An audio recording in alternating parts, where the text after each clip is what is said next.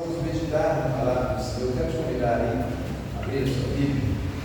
O texto que você está vendo na tela aí, de Atos dos Apóstolos, capítulo 6, versículo 1 ao versículo número 15.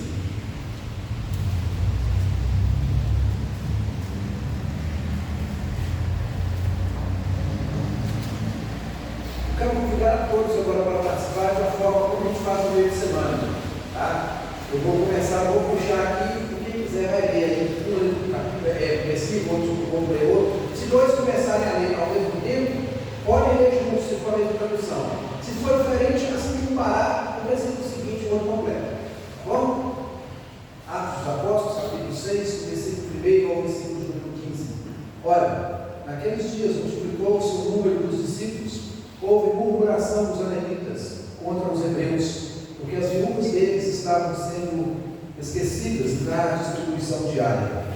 E os 12, convocando a multidão dos discípulos, disseram: não é razoável que nós deixemos a palavra de Deus e sirvamos as mesas. Escolhi, pois, irmãos, entre vós 7 homens de boa reputação, cheios do Espírito Santo de sabedoria, aos quais constituamos sobre esta necessidade. E quanto a nós, nos consagraremos à oração e ao mistério da palavra. O parecer agradou a toda a comunidade, e elegeram Estevão, homem cheio de fé e do Espírito Santo, Filipe, Prócoro, Nicanor, Timão, Pármenas e Nicolau, Prosélito e Antioquia. Apresentaram-nos perante os apóstolos, e eles, chorando, lhes impuseram as mãos. Crescia a palavra de Deus, e em Jerusalém se multiplicava o número dos discípulos, também muitíssimos sacerdotes obedeciam. Eu quero que Deus achasse que poder para a vida do livro e tantos sinais que levantaram-se, porém, alguns que eram da sinagoga, chamada dos libertos, dos sirineus, dos alexandrinos e da Síria, e da Ásia, e discutiam com Estevão. Não podiam resistir à sabedoria e ao Espírito com que falaram. Então subornaram homens e dissessem: temos ouvido este homem proferir blasfêmias contra Moisés e contra Deus. Sublevaram o povo, os anciãos e os escribas, e, investindo, o arrebataram, levando ao sinédrio. Apresentaram testemunhas falsas que depuseram: este homem não cessa de falar contra o lugar santo e contra a lei. Porque temos ouvido dizer que esse Jesus, o Nazareno, destruirá esse lugar e mudará os costumes que Moisés nos deu. Todos que estavam sentados no sinédrio, ficando os olhos de Estevão, viram seu rosto como se fosse o rosto de um. Amém. Que Deus aplique a sua palavra em nossos corações, não jogou por nós. Irmãos, esse texto é lindo. Vamos usar uns 3 ou 4 versículos aqui, mas esse texto é maravilhoso, né? Nos fala da ordem de Deus, nos fala de como os diáconos foram escolhidos, e quando se fala assim de homem de Deus, todas as vezes fala homem de Deus, eu me lembro da passagem do profeta. Né? Quando aquele que aprovou 50 com seus 50 foram buscar o profeta Elias no monte, o que ele disse? Se eu sou homem de Deus e desse povo do céu, consumo a ti os seus 50. Irmãos, o homem de Deus, ele tem muita autoridade, muita autoridade. E a gente tem visto, né, hoje, na igreja moderna, também olha assim, não é só os grandes homens de Deus, não, tem pessoas que se dizem homens de Deus e expressam como homens de Deus. Abre a boca como se fosse homem de Deus. Né? Quem já não ouviu? Né? Eu, como homem de Deus, determino isso. Como homem de Deus, determino aquilo. Né? Eu, como ministro do Evangelho do Senhor Jesus.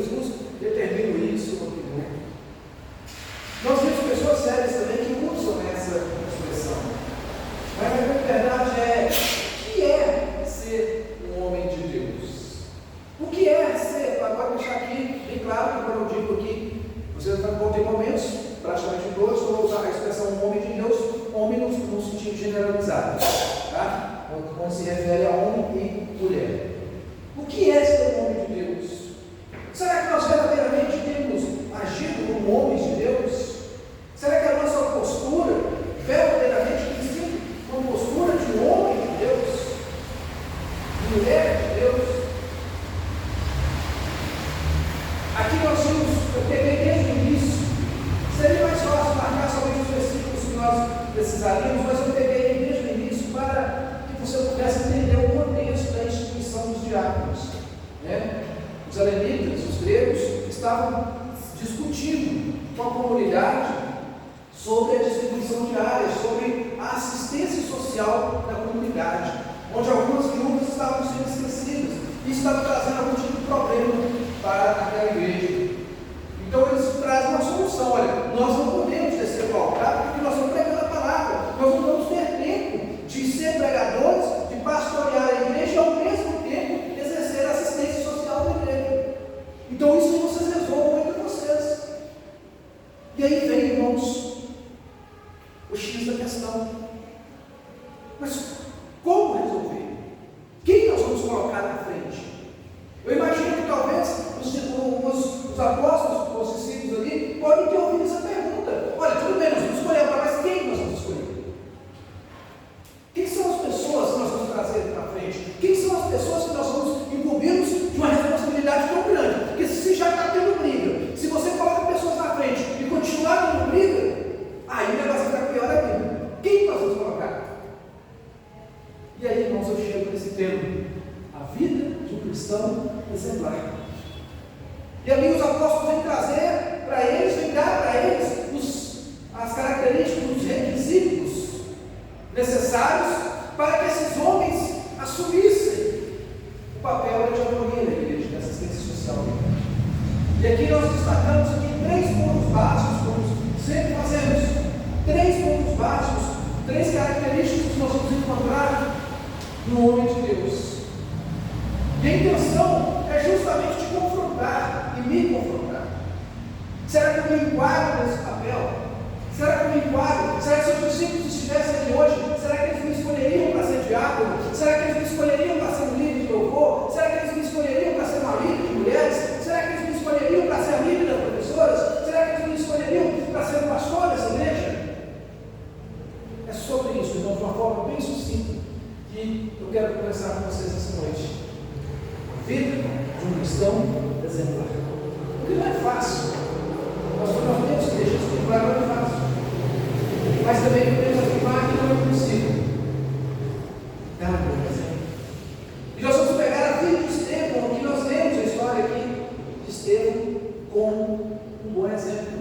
A partir do versículo número 6 e 7 em diante, 7 não, você vai usar o versículo 8 em diante, até o 15, vai nos dar todo o aparato de Estevão aí. É basicamente o que nós vamos encontrar de mais claro sobre a vida de Estevão. Primeiro, um dos primeiros diáconos da igreja de Curitiba.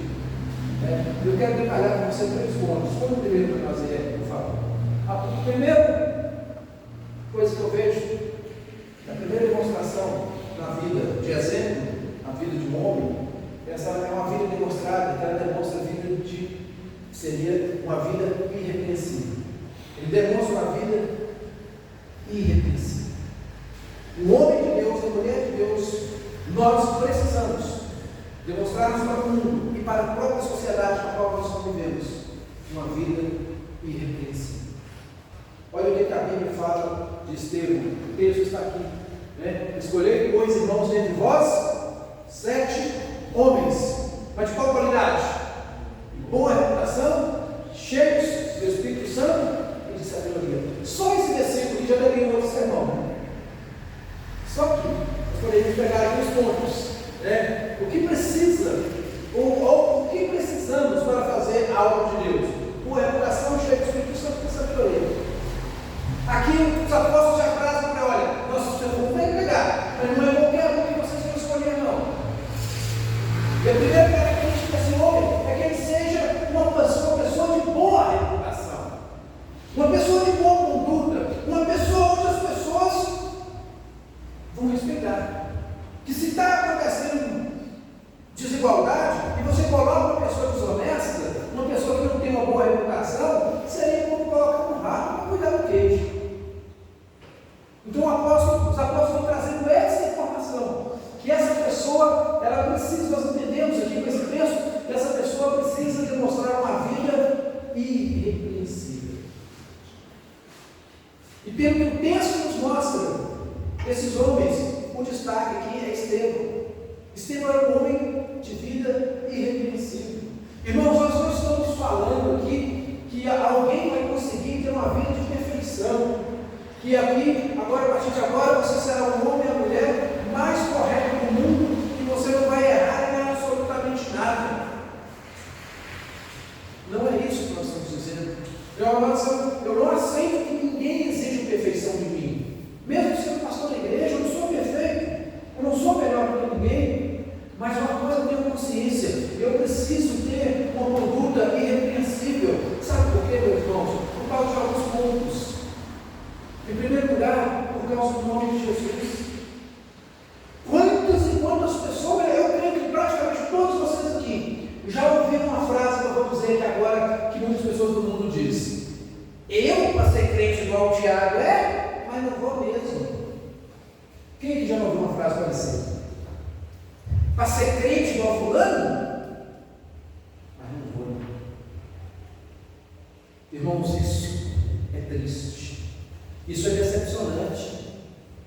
Vocês não têm noção o quanto de vergonha eu ficava na minha adolescência, porque eu tentava convidar meu pai para ir nos cultos e ele não ia. Tudo bem que é cabeça de ímpio, vamos deixar uma coisa bem clara.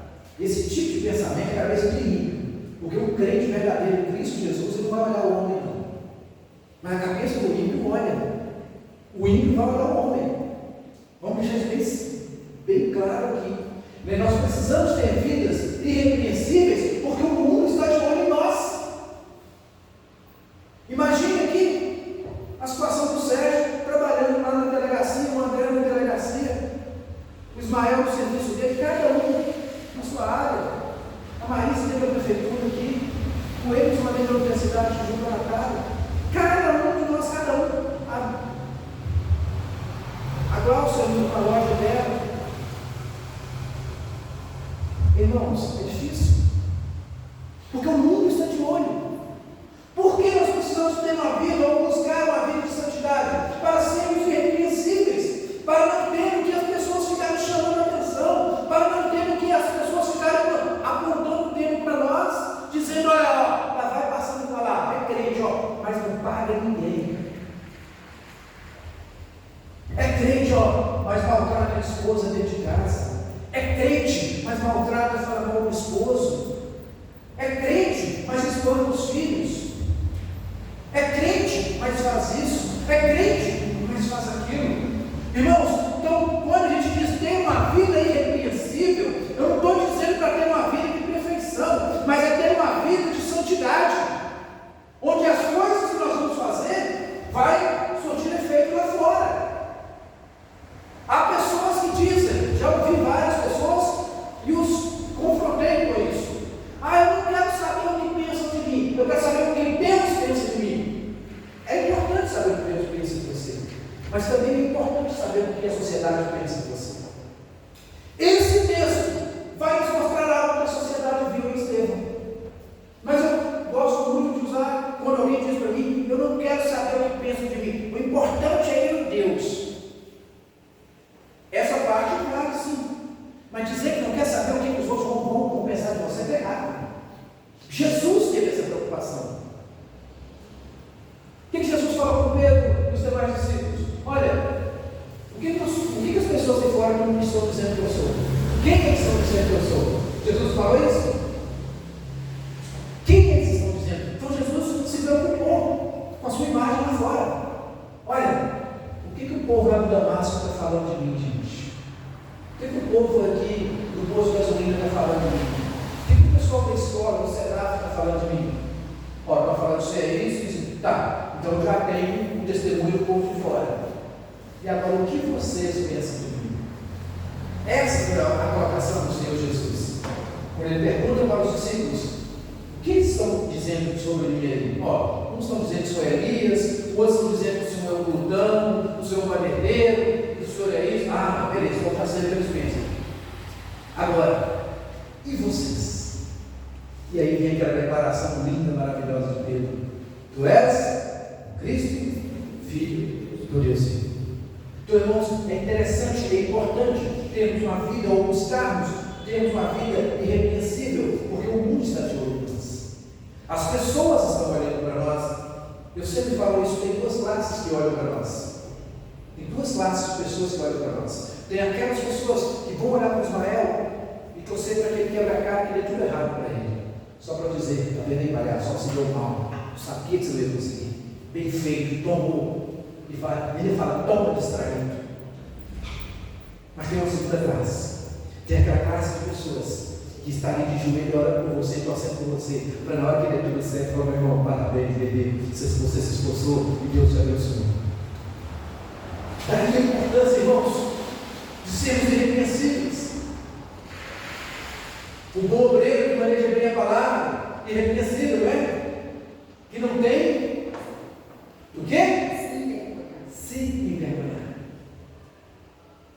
Tem crente, irmãos, que dependendo do assunto ele muda, ele é obrigado a mudar de assunto, porque é um assunto que ele não consegue, não é dominar no sentido de conhecimento, é um assunto que não constrange, porque é ali que é um pouco fraco.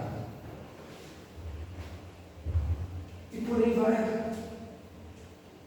Então, a vida de um cristão exemplar, ela começa sendo uma demonstração de vida irrepreensível. Buscarmos colocar diante do Senhor. Quando você vê o cobrador, você não se preocupar, porque não é com você, vai ser com o vizinho. Quando você vê algo acontecendo ali, meu Deus, não vai para fulano. Isso é muito interessante, para nós, como cristãos, sabermos quem nós somos e termos uma vida irrepreensível. E isso, irmãos, ter uma vida irrepreensível como crente, isso meio que te faz mudar de cabeça aquilo que não você passar. Mas os Vicente não. E isso vai fazer também com que as pessoas defendam você. Primeiramente Deus. E vai fazer com que as pessoas, quando alguém virar para você, ou virar para outra pessoa e falar, aquele ali é presbiteriano. Meu Deus, que menino é crente. Você já pode pensar nisso? Como seria a vida de Estevão? Vocês perceberam que Estevão, os caras lá do Sinédrio, precisaram pagar falsas testemunhas? Olha só, precisaram pagar para dar falso testemunho sobre Estevão. Tem gente que pagou para falar bem, não, eles pagaram para falar mal, cara. Tem pessoas que precisam se pagar. A vida já é uma miséria. Então, irmãos, vamos pensar nisso. A vida de um cristão exemplar, ela é demonstrada, ou ela demonstra uma vida irrepreensível. Estevão tinha uma vida irrepreensível. Estevão, imagina que ele não precisava de ninguém ter jogando na cara dele as coisas. Imagina a igreja que Estevão congregava. Ele não precisava que ninguém falasse com ele. Ele não precisava que ninguém estivesse chamando a atenção dele. Hoje a gente estava batendo papo sobre isso, falando sobre doutrina, as coisas e costumes. Eu tenho certeza que Estevão foi o tipo de homem que o seu pastor da época, o seu líder, não teve necessidade nenhuma de ficar falando para ele que ele tinha que vestir, que tipo de roupa que ele tinha que ir. Estevão não teve isso. Eu tenho certeza que o pastor de Estevão não teve a preocupação de saber onde Estevão estava quando ele não estava no culto. E se ele não estivesse no culto, pode ter certeza que em outro lugar provavelmente Estevão não estaria. Porque ele tinha uma vida exemplar, irrepreensível. Ele sabia, olha, pastor, hoje eu fui no culto, não, mas hoje eu estava na casa da minha mãe. Hoje eu precisei ficar ficando lá, eu precisei fazer isso, eu precisei fazer aquilo, mas olha, eu estava lendo a Bíblia, eu estava pegando e aprendendo a palavra de Deus. Aonde eu estava, a palavra de Deus estava comigo. Nós temos uma vida irrepreensível, faz parte da nossa caminhada nessa terra. Estevão foi um homem de acordo com o versículo que nós lemos aí, versículo 3, cheio do Espírito Santo, boa reputação, cheio do Espírito Santo e sabedoria. Então, você quer ter uma vida irrepreensível? Busque essas 3 coisas na sua vida. Procure viver uma vida de boa reputação na sociedade que você vive, né? Diante da sociedade, tenha boa reputação. Diante de Deus, seja cheio do Espírito Santo. Diante da igreja, na hora que você abrir a boca, abra a boca com sabedoria. Isso vai me te ajudar demais. Esses 3 pontos aqui são fundamentais. Vamos lá. Mas além de demonstrar a vida irrepreensível, o exemplo, o homem, o cristão exemplar, ele é cheio de graça, ou cheio da graça, né? E do poder de Deus. Olha só o que diz o versículo 8. Vamos ler todos juntos? Olha, Estevão, cheio de graça e poder, fazia prodígios e grandes sinais entre o povo. Irmãos, Estevão podia contar com a graça de Deus, mas não somente com a graça, mas também com o poder de Deus. Estevão era um homem cheio da graça de Deus. Estevão era um homem que podia contar com os favores de Deus, que ele não merecia. A palavra graça significa favor imerecido.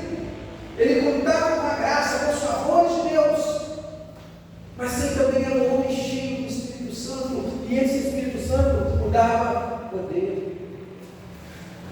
Estevão era um homem, irmãos, que provavelmente os seus vizinhos chamavam Estevão para poder orar. Estevão era um homem que provavelmente as pessoas queriam estar perto de Estevão. Estevão era um homem que provavelmente as pessoas chamavam prazer, porque ele era cheio do poder de Deus. Eu fico imaginando, dentre muitos personagens que eu gosto na Bíblia, Estevão é um deles que eu fico imaginando, e falo um pouco dele na Bíblia, mas eu fico imaginando como foi a conduta desse rapaz, como que foi a caminhada desse rapaz. Estevão, cheio de graça e poder. Então, irmãos, o homem e a mulher de Deus, nós precisamos, não basta querer, nós precisamos ser cheios da graça e do poder de Deus. Esta é a vida do cristão exemplar. Ele é usado por Deus para abençoar outras vidas. Estevão, provavelmente, onde ele tocava, com a graça e a misericórdia de Deus, as coisas aconteciam. A Bíblia está dizendo aqui, olha, que através de Estevão fazia prodígios e grandes sinais. Não é apenas sinais. Não é só impor a mão e... A Bíblia está dizendo aí que Estevão, ele era usado por Deus para fazer prodígios e grandes, né? Grandes sinais entre o povo. E se falando de cristão exemplar, por quantas pessoas você orou essa semana? Deixa eu te perguntar um negócio. Quantas vezes o seu vizinho te chamou para orar por ele? O seu vizinho consegue ver isso em você? O seu pastor consegue ver isso em você? O seu presbítero consegue ver isso em você? Vamos mais para dentro, vamos mais na intimidade. O seu esposo consegue ver isso em você? A sua esposa consegue ver isso em você? Os seus filhos conseguem ver você cheio do poder e do Espírito Santo? Os seus filhos conseguem ver você orando? Isso é muito sério, irmãos, porque isso faz parte da vida de um cristão exemplar. Chega alguém, em muitos casos você nem a pessoa te pedir não. Eu me lembro, uma senhora, agora eu esqueci o nome dela. Eu estava dentro do supermercado, ou melhor, eu trabalhava no shopping, e quando ela descobriu que era pastor, quase todo dia essa senhora ia trabalhar. Se passasse na galeria, eu tinha que entrar lá, eu tinha que orar por ela. Um dia nós estávamos dentro do supermercado Neném, e ela virou e falou assim: pastor, tem passado isso, mas tem acontecido isso, eu não estou aguentando de tanta dor, e não sei o que, olha, mas eu creio, o Senhor é o de Deus, um dia o Senhor vai orar por mim, Deus vai me curar. Eu falei: um dia não, vou orar agora.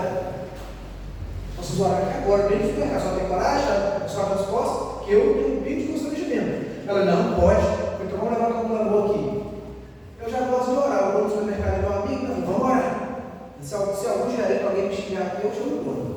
né? E começamos a orar dentro do supermercado.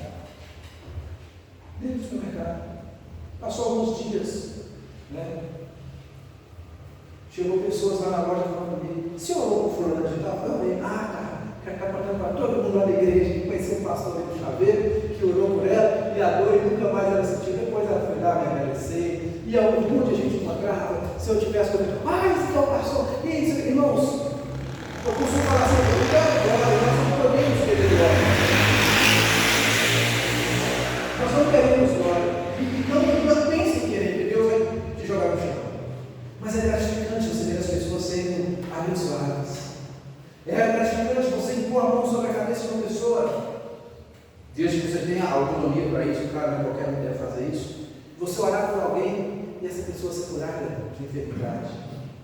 Hoje eu estava conversando um pouquinho com o Ramon aqui à tarde e estava contando para ele, né, da irmã lá de Itabiri, que tinha câncer. Nós oramos por ela. E alguns meses depois ela me ligou, dizendo que estava absolutamente curada, totalmente curada do câncer.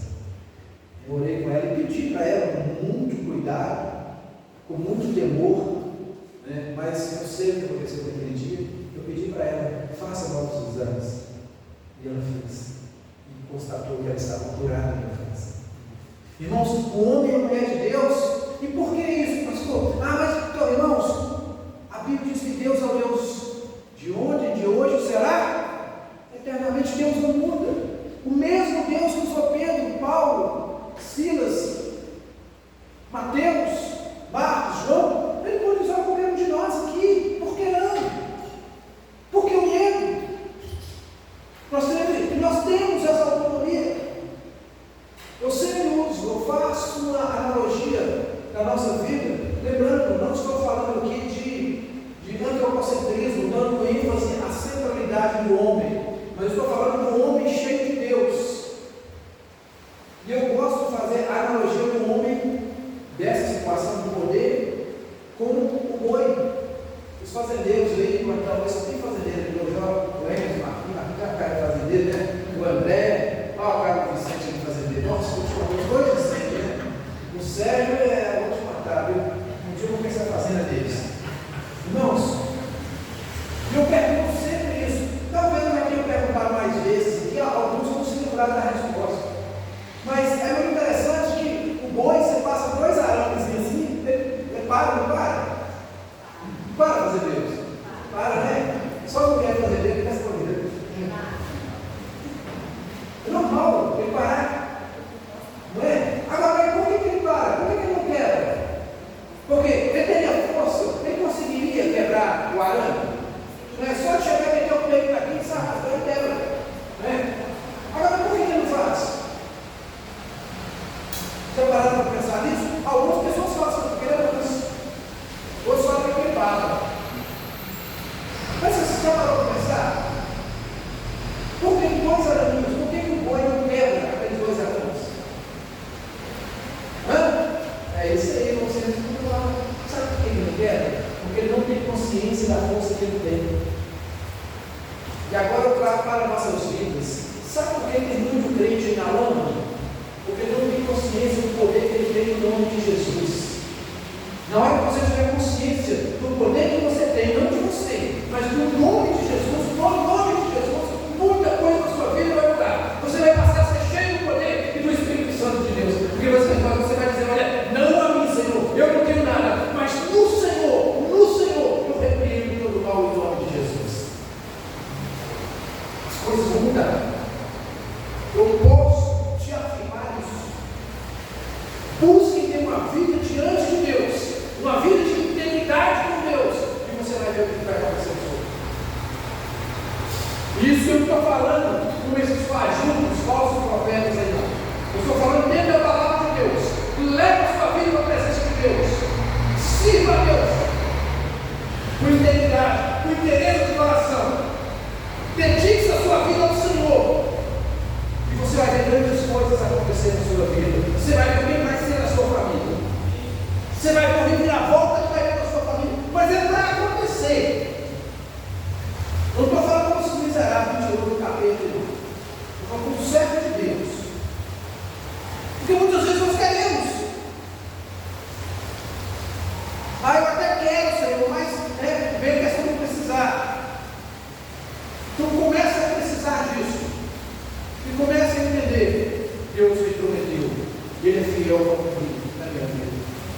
Senhor me prometeu que se eu servisse a Ele, Ele iria salvar minha casa.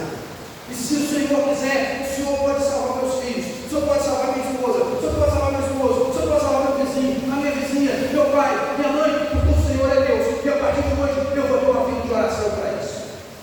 Comece a fazer isso, sem dar um ar para a pessoa, sem dar um ar, sem dar um ar. E você vai ver o que vai acontecer. Comece a buscar a presença do Espírito Santo na sua vida, mas uma presença constante, não é só uma presença dentro da igreja, não. Uma presença lá fora. Lá fora. Lá no mundo. Ser cheio do poder de Deus. Lá no mundo. Essa é a vida do cristão exemplar. Ser cheio do poder de Deus. Tá? E por que eu digo isso a respeito do crente? Muitos não têm noção, não tem, é orgulho, não quer nascer porque não tem noção da força que tem. Lucas, se não me engano, capítulo 10, versículo 19, quando 70 regressam, o regresso dos 70, eles voltando das missões, pelo grupo missionário voltando para dar relatório para Jesus. Eles voltam maravilhados. Quem sabe o que eles voltam falando? Eles lembram? Senhor, nós temos coisas, nós estamos impondo as mãos, nós estamos curando enfermo, nós estamos repreendendo, mandando o demônio embora. Olha, foi bonito demais, Deus. Essa missão foi bonita demais, Jesus. E Jesus fala: olha, eu vi Satanás caindo do céu.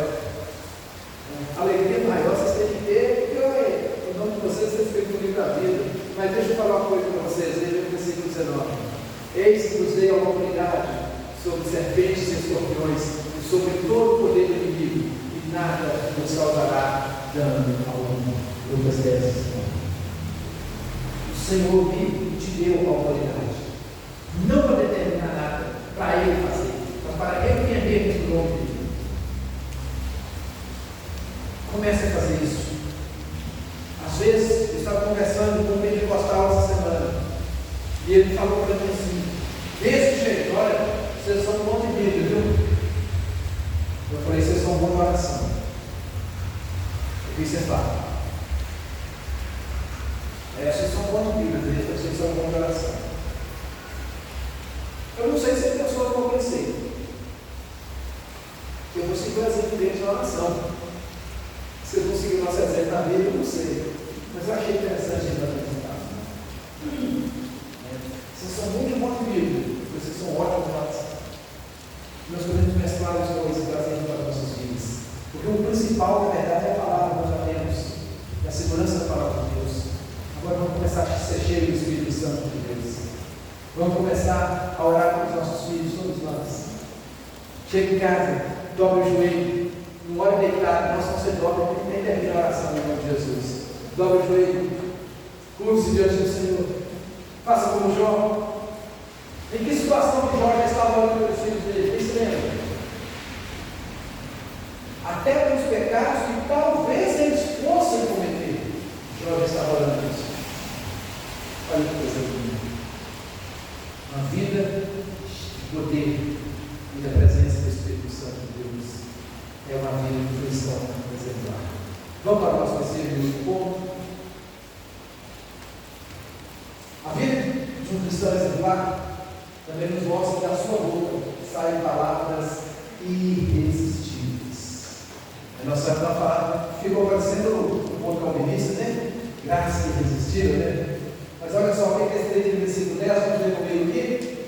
E não podiam resistir à sabedoria e ao Espírito com que falava. Irmãos, Estevão não estava falando simplesmente por falar, Estevão não estava falando qualquer coisa, não. E as pessoas não conseguiram, eles não podiam resistir. Eles tentaram pegar Estevão pelo pé de um lado, tentaram pegar por outro, tentaram pegar por outro, mas na hora que Estevão abria a boca, meu irmão, só veio a voz do Espírito Santo cortando e dando sabedoria àquele jovem diabo. Irmãos, as palavras do homem da fé de Deus tem que ser palavras irresistíveis. Em que sentido? Palavra onde as pessoas, você começa a falar e as pessoas não querem que você pare. Onde você começa a falar o amor de Jesus para a pessoa e na hora que você termina, é necessário que a pessoa fale, poxa, vem mais um pouquinho. Está muito boa essa palavra. Está muito gostosa essa palavra. Está maravilhosa essa palavra. Fala mais. Fala mais. Eu quero mais. Eu quero mais. Eu preciso de mais. Eu preciso que você fale mais. É gostoso. Vocês já ouviram isso? Eu já ouvi. Olha, é gostoso quando você está aqui. Eu gosto quando você está aqui. Eu me sinto bem quando você está aqui. É agradável. A sua presença é agradável. Sabe por quê? Por causa das palavras que você fala. Irmãos, prestem bastante atenção nisso. As suas palavras serão irresistíveis. São irresistíveis, lógico. Essas palavras guiadas pelo Espírito Santo de Deus, não é de você. O texto está dizendo que as pessoas não podiam resistir à sabedoria e ao Espírito.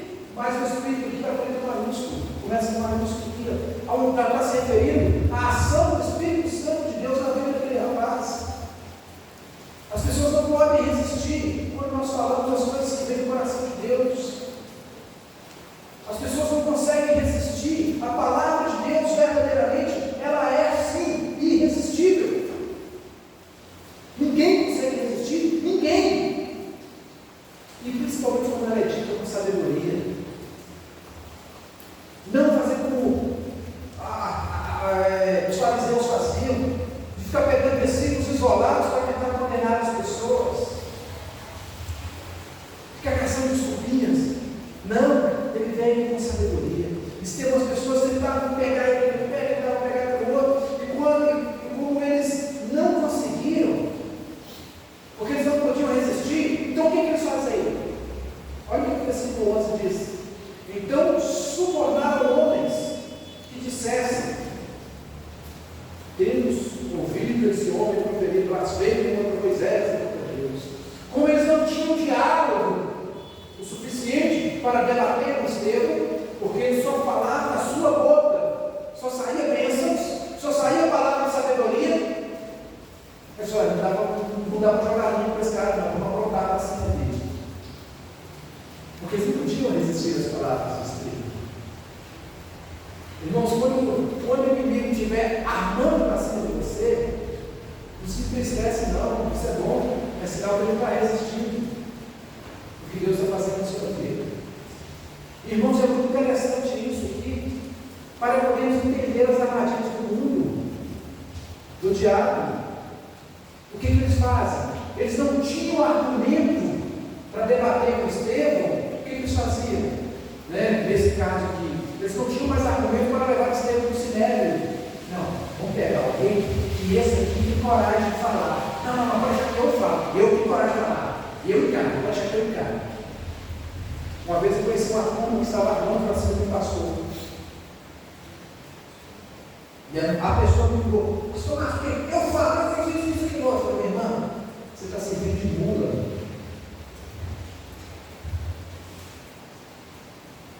Eu falei: olha, eles desabafaram tudo, senhora, mas eles falaram para o pastor: não, me incumbiram da responsabilidade.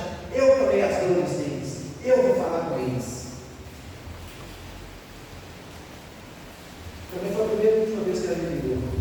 Falei tanta coisa para essa mulher, você não tem noção. Armando para cima do nome de Deus. Não tinha mais argumentos, agora começaram a armar para cima do nome de Deus. Sério. Eu acho que o André sabe o que eu estou falando. Tentaram armar para cima do nome de Deus. Tá?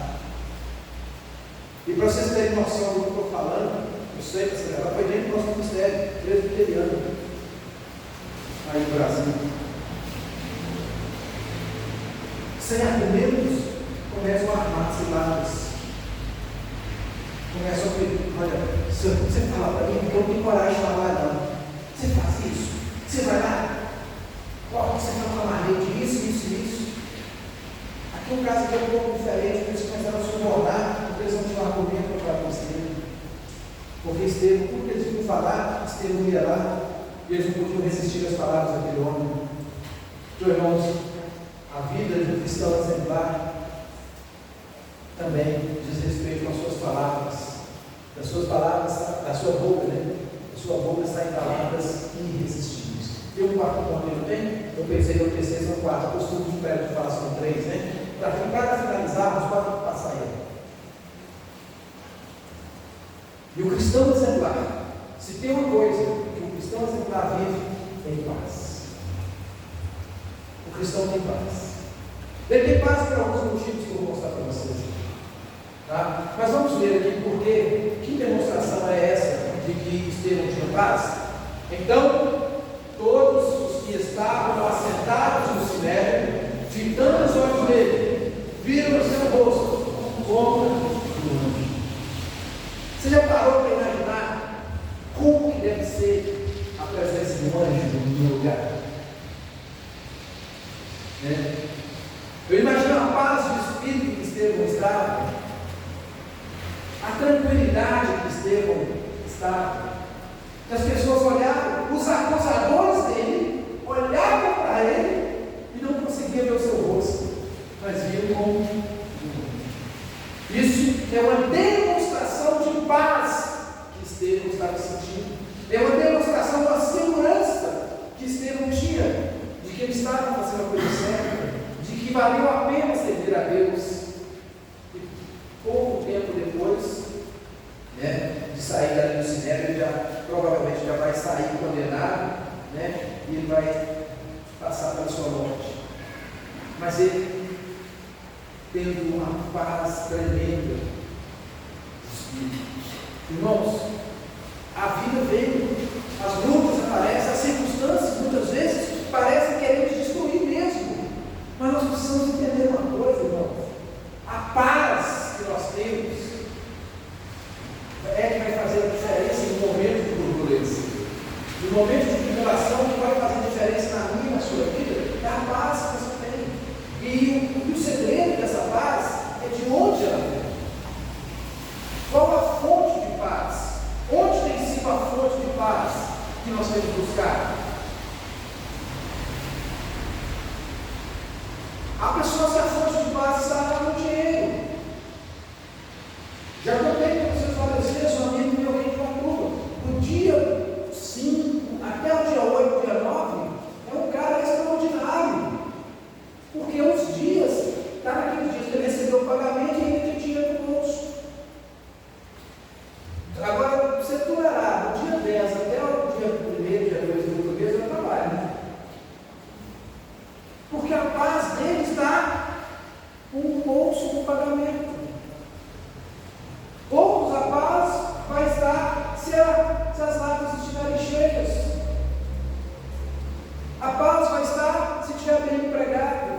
A paz vai estar se tiver isso, se tiver aquilo. Ou seja, a paz dessas pessoas depende muito das circunstâncias nas quais elas se encontram.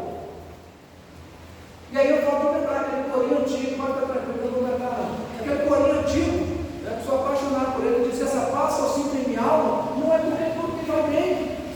Depois desse gosto que eu sinto em minha alma, não é porque tudo vai bem, é porque eu sinto Deus fiel. É porque Deus habita em mim. E Jesus nos deixa muito claro: a minha paz vos dou, não vos a dou como o mundo a dá. O que Jesus está dizendo com isso, irmãos? Jesus está dizendo com isso que a paz que o mundo te dá é uma paz passageira. É uma paz passageira. E em qualquer momento ela vai acabar.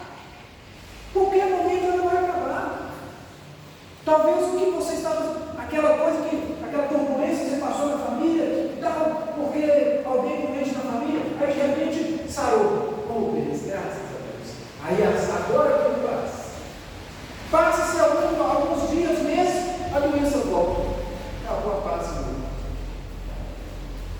Acontece uma situação, acabou a paz. Discutiu em casa, acabou a paz. Discutiu com o pastor, acabou a paz. Discutiu com o vizinho, acabou a paz. Irmão, é hora de pensarmos: onde está a sua paz? Em quem se baseia? Jesus nos ensina também, João 16:33.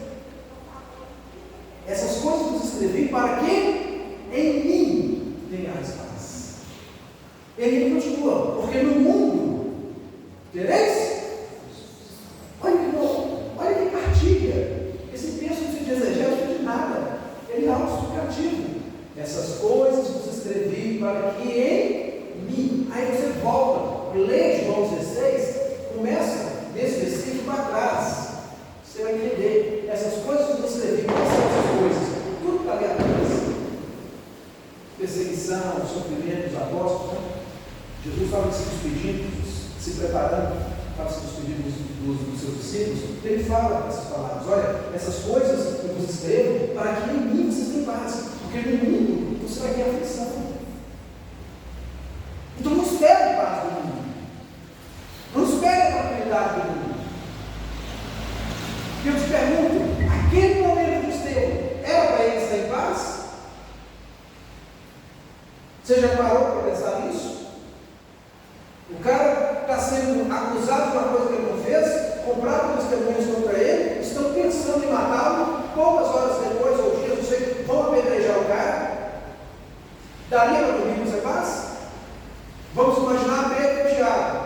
Tiago já tinha sido decapitado. Agora Pedro está preso entre dois soldados, mais dois na porta, falando, o sentinela, já preparando para ser decapitado. A Bíblia fala que Pedro estava fazendo o quê? Dormindo. Que isso? Cara, dormindo. Numa situação dessa. Irmãos, essa é a vida do cristão exemplar. Ele sempre vai ter paz. Não importa as circunstâncias. Não quer dizer que esse cristão não vai chorar. Não quer dizer que não vai doer. Tá, irmãos? Senão daqui a pouco, às vezes a pessoa vai ficar aguentando as coisas sufocando, depois explode. Não. Estou falando isso. Estou dizendo que todos nós, como servos e servos de Deus, nós vamos fazer como o irmão Lázaro. Vai passando pela prova, dando glória a Deus, glória a Deus. Mas a prova está vindo. Aí vai dando glória a Deus, dá glória a irmão. Marco que gosta, né? Fora também. Então é isso, irmãos. Que tenhamos paz. A paz que excede todo entendimento. A paz que vem de Deus. Sabe? Porque o casamento, não pense você que no momento está tudo bem, sua paz vai se perguntar. Na primeira que eles estão para pegar você vai junto dela. E o contrário também. Primeiro momento de turbulência, você já quer acabar o casamento. Primeiro foi isso, você já quer chutar o pau. Ou já quer sair de casa, irmãos, não deixe isso tirar a sua paz. Estou dizendo que eu não resolver o problema. Não deixe isso tirar a sua paz. Porque a minha e a sua paz, ela não vem das circunstâncias. Ela vem de Deus. Que Deus nos abençoe. Em nome de Jesus. Vamos orar. Vamos pedir a bênção do Senhor. Mais uma vez.